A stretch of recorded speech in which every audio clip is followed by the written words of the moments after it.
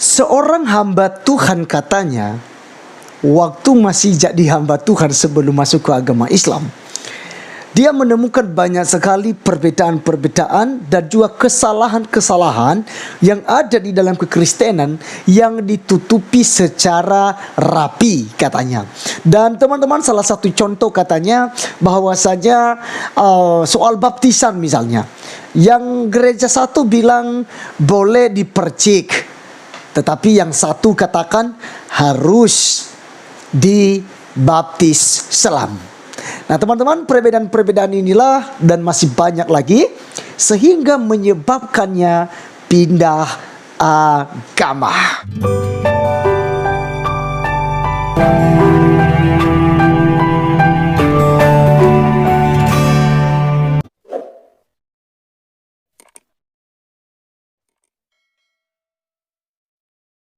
Salam teman-teman sekalian, berjumpa kembali dengan saya Arif Gule di channel TV Laskar Kristus ini. Ini channelnya kita bersama. Jangan lupa dukung dengan cara subscribe, like, dan komen, serta share video-video daripada channel ini. Pada kesempatan kali ini teman-teman sekalian, kita akan membahas tentang seorang hamba Tuhan. Ya, dia katakan hamba Tuhan. Untung saja tidak mengaku pendeta lagi teman-teman sekalian. Sebab kebanyakan kemarin-kemarin kita bahas banyak yang mengaku pendeta, tetapi pada kenyataannya bukan pendeta ya. Jadi gini, dia katakan bahwa dia adalah seorang hamba Tuhan waktu di Kristen, dan dia menemukan banyak sekali praktek-praktek yang salah yang ditutupi secara rapi oleh gereja. Jadi ada beberapa perbedaan-perbedaan. Bahkan disebutkannya gereja di Indonesia itu udah lebih dari 300 denominasi. Dan itu hal yang fakta. Bukan hanya 300 denominasi. Saya mau tambahkan, sekarang sudah 323 sinode di Indonesia. Teman-teman, dia katakan bahwasanya karena perbedaan-perbedaan inilah yang menyebabkannya pindah ke agama Islam. Karena apa? Karena gereja berkata bahwa punya Roh Kudus, ada pekerjaan Roh Kudus. Nah, kalau ada Roh Kudus, kenapa berbeda-beda pendapat? Kenapa punya aliran-aliran yang berbeda? Nah, hal inilah teman-teman yang menyebabkan dia meninggalkan kekristenan. Untuk itu, mari kita langsung saja untuk mendengarkan apa yang merupakan ceritanya. Berikut videonya. Selama saya jadi pelayan dan hamba Tuhan di agama saya yang dahulu, tentunya ada banyak praktek-praktek yang salah tetapi ditutupi secara rapi.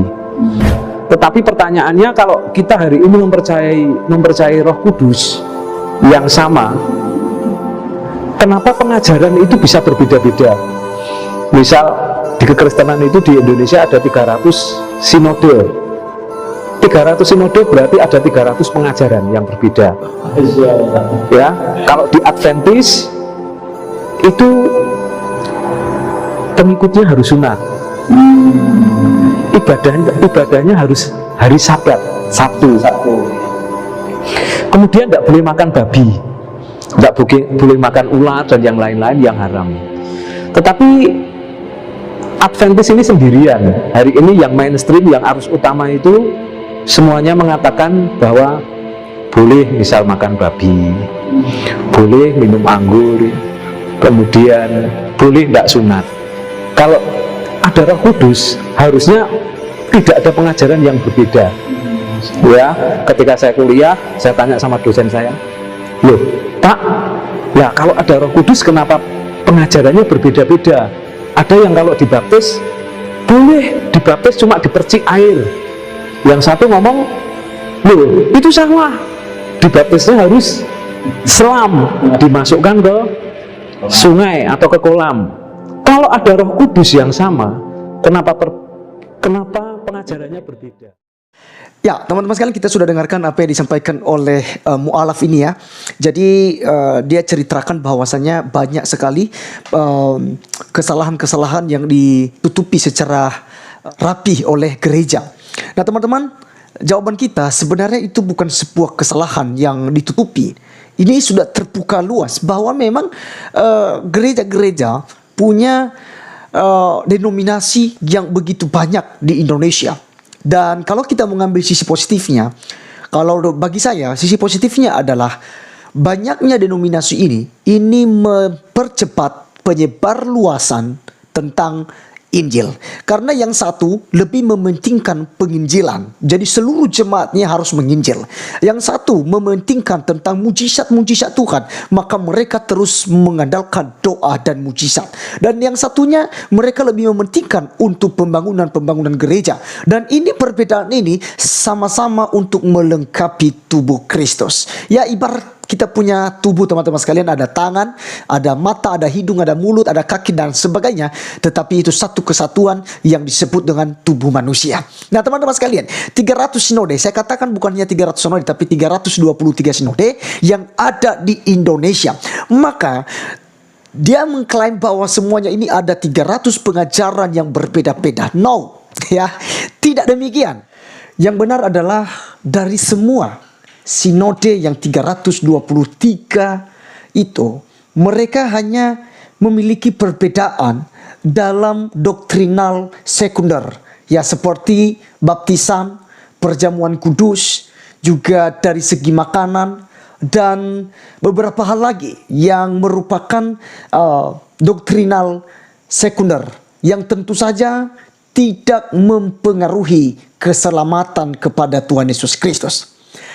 Tetapi teman-teman sekalian, yang menarik bukan dari perbedaannya. Yang menarik dari seluruh aliran gereja yang 323 sinodal itu memiliki doktrin yang sama, doktrin primer yang sama maksud saya, di mana mengakui Allah Tritunggal, mengakui Alkitab sebagai satu-satunya firman Tuhan, ya, bukan berisi firman Tuhan ya, tapi Alkitab adalah firman Tuhan. Dan yang ketiga itu percaya dengan kredonya para rasul, yaitu pengakuan iman rasuli. Dan ini doktrinal primer yang tentu saja jika ada organisasi atau aliran tertentu seperti Saksi Yehova, Mormon, dan aliran-aliran bidat yang lain, ya, itu mereka tidak disebut sebagai Kristen. Kenapa? Karena mereka menolak ketuhanan daripada Tuhan Yesus Kristus dan menolak Allah Tritunggal. Jadi teman-teman sekalian, sekali lagi, kalau dia katakan bahwa ada 300 pengajaran, itu salah teman-teman sekalian. Tetapi yang benar adalah perbedaan dari doktrinal sekunder saja, ya, seperti hal-hal yang umum seperti perjamuan kudus berapa kali dalam setahun dilakukan. Ini yang berbeda dari setiap gereja saja. Ada juga dalam perjamuan kudus itu anak-anak tidak boleh, yang satu bilang boleh. Tetapi ini sama sekali tidak mempengaruhi keselamatan. Yang terpenting adalah syahadat daripada gereja itu sendiri. Apa yang merupakan syahadat? Yaitu pengakuan iman rasuli kita, kepercayaan kita kepada Tuhan Yesus Kristus, ya. Mengakui Yesus Kristus sebagai Tuhan dan Juru Selamat pribadi. Inilah yang merupakan syahadat kita. Ya, di dalam Roma 10 ayat 9 sampai 10 berkata begini. Sebab jika kamu mengaku dengan mulutmu bahwa Yesus adalah Tuhan dan percaya dalam hatimu bahwa Allah telah membangkitkan dia dari antara orang mati, maka kamu akan diselamatkan. Karena dengan hati orang percaya dan dibenarkan, dan dengan mulut orang mengaku dan diselamatkan. Jadi teman-teman sekalian, kalau kita atau gereja berbeda dari doktrinal sekunder seperti tadi baptisan, perjamuan kudus, hari-hari raya, jadi itu sama sekali bukan merupakan perpecahan dan perbedaan yang hakiki di dalam kekristenan. Tetapi ini hanya perbedaan tafsiran dan pendapat dari setiap organisasi. Asal saja tidak menyimpang dari doktrinal primer, yaitu Allah Tritunggal dan juga pengakuan iman rasuli tadi, ya, doktrinal itu, ya, daripada pengakuan iman rasuli atau kredonya para rasul, dan juga tentang Alkitab yang adalah firman Allah. Nah teman-teman sekalian, tadi dia membandingkan tentang Advent, ya. Advent itu kan beribadah pada hari Sabtu, ya, dan kemudian itu mengharuskan sunat dan tidak boleh makan babi, anjing, darah, dan masih banyak lagi yang tidak dimakan oleh Advent. Dan dia mempersoalkan hal ini teman-teman sekalian. Padahal itu bukan sebuah masalah besar di dalam kekristenan, ya. Karena mengenai hari, bila ditelusuri lagi, ya, itu hari Sabat tidak jatuh pada hari Sabtu.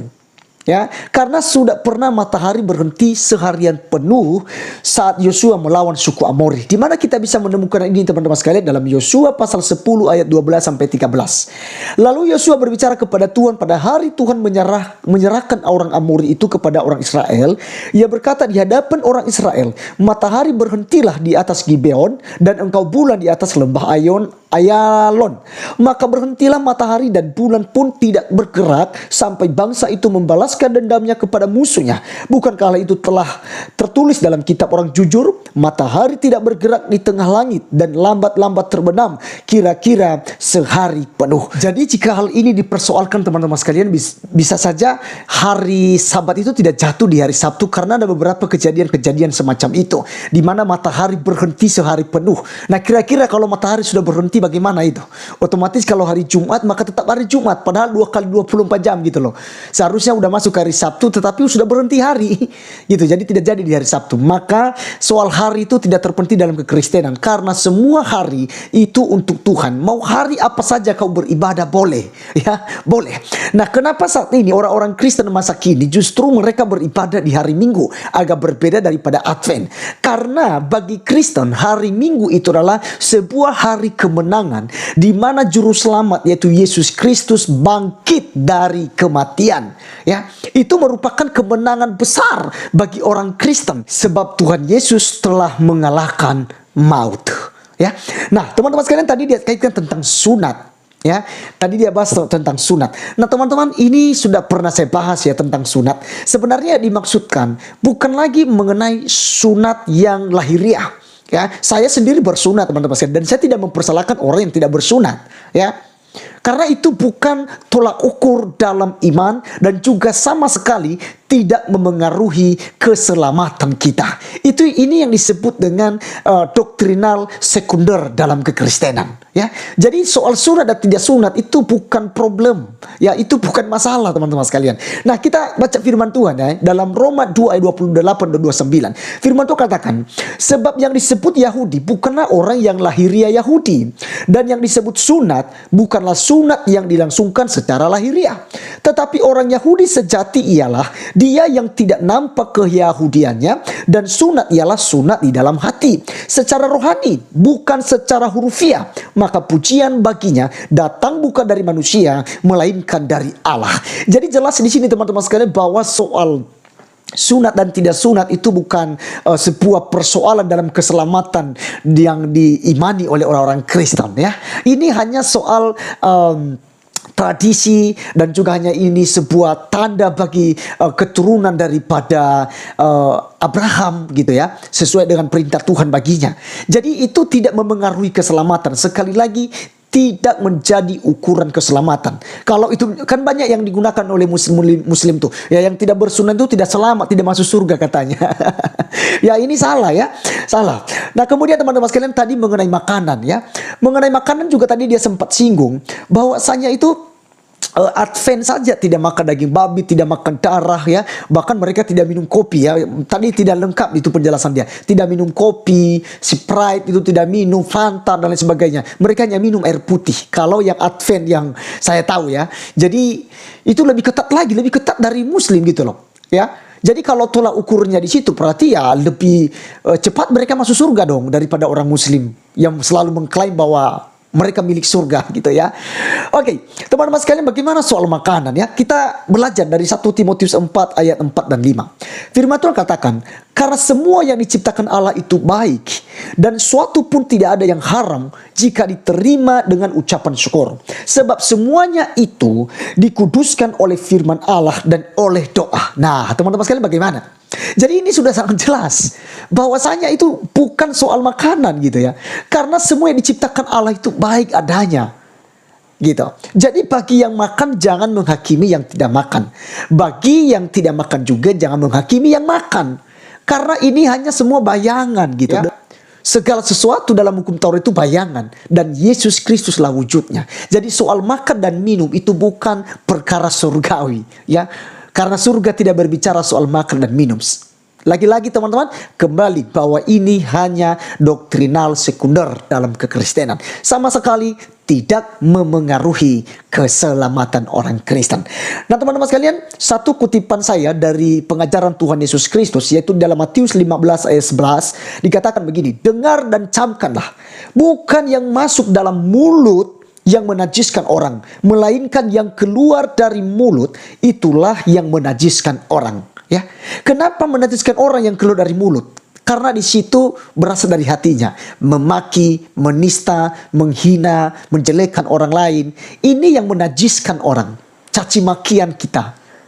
Kalau apa yang masuk dalam mulut tidak najis, karena itu masuk ke perut lalu buang ke jamban atau ke anus, teman-teman. Ya kalau buang air udah lenyap sudah, itu ya apa yang masuk dalam mulut. Jadi soal makanan dan minum itu bukan soal kerajaan sorga ya. Jadi sekali lagi, inilah yang disebut dengan ajaran-ajaran sekunder. Dan dalam hal ini, tepat yang dikatakannya tadi itu, denominasi gereja itu begitu banyak. Nah, di sini ada perbedaan-perbedaan setiap denominasi itu. Ya, tetapi itu sama sekali tidak mempengaruhi keselamatan orang-orang yang berada di dalam iman kepada Tuhan Yesus Kristus. Yang terakhir teman-teman sekalian, dia persoalkan tentang baptis, selam, dan juga percik ya. Jadi kalau tanya saya, mana yang saya lebih setuju? Begini saja teman-teman sekalian, saya tidak panjang lebar menjelaskan hal ini. Saya cuma kasih contoh buat kita. Kalau mau ikut Yesus, ikutlah Yesus dengan baik. Kalau Yesus saja sudah memberikan contoh bagi kita untuk bagaimana seharusnya dibaptis, maka ikutilah itu. Ya. Jadi soal baptis, selam, dan percik itu pikirkan sendiri. Tetapi saya ikut cara Tuhan Yesus. Yesus dibaptis dengan masuk di dalam air, atau bisa kita sebutkan saat ini diselam, ya, yang berasal dari bahasa Yunani baptiso, ya. Jadi berbeda dengan rantiso. Nah teman-teman, mungkin ini saja, karena juga soal baptisan pun termasuk dalam doktrinal sekunder gereja atau kekristenan. Jadi sekali lagi, hal-hal ini tidak memengaruhi keselamatan. Sekali lagi teman-teman, yang saya mengajak kita semua, kekristenan yang ada di Indonesia, marilah bersatu dalam syahadatnya kita, dalam imannya kita, dalam pengajaran primer Alkitab, yaitu mengakui Allah Tritunggal dan juga mengakui Alkitab sebagai firman Tuhan, dan juga mengakui kredonya para rasul, yaitu pengakuan iman rasuli. Nah jadi teman-teman sekalian, sudah sangat jelas buat kita bahwasanya apa yang disampaikan oleh mu'alaf ini itu hanya kurang pemahaman saja, sehingga dia bisa meninggalkan kekristenan kalau memang benar-benar dia dari Kristen. Jadi teman-teman, inilah jawaban kita. Biarlah ini menjadi berkat buat teman-teman semua yang sudah menonton. Dan sampai ketemu di video saya selanjutnya. Tuhan Yesus memberkati kita. Salam.